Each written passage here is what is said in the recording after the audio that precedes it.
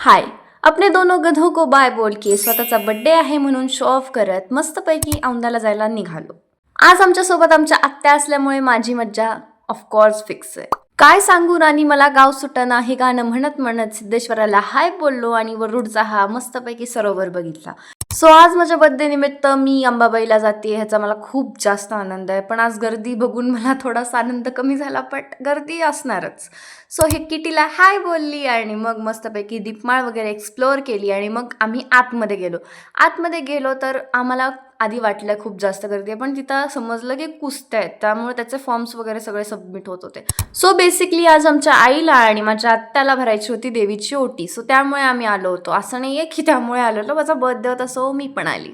So मस्तपैकी देवीचं दर्शन घेतलं आणि तुम्हीही देवीचं दर्शन घ्या ॲज ऑफकोर्स.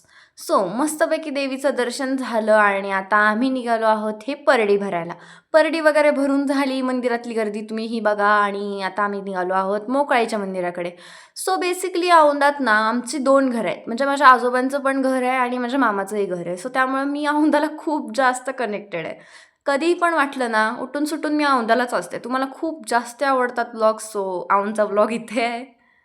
बोलता बोलता मोकळाईच्या मंदिरातही आलो आणि आज मोकळाईच्या मंदिरात थोडी गर्दी कमी वाटली मला, कारण मला वाटतं यात्रा आता झाली आहे त्यामुळे गर्दी कमी आहे.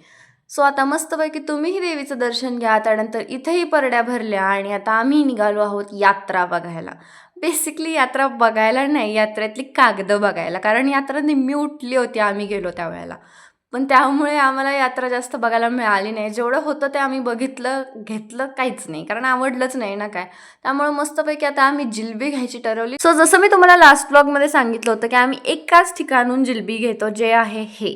ह्या आजीनं पण मी आज हाय बोलली आणि मस्तपैकी आम्ही निघालो आहोत आता आमच्या मामाच्या घरी, आय मीन माझ्या आजोबांच्या घरी. सो आजोबांच्या घरी काय मी फोन यूज केला नाही, कारण माझं चार्जिंग पूर्ण डाऊन झालं होतं. सो आता आम्ही निघालो आहोत आमच्या घरी.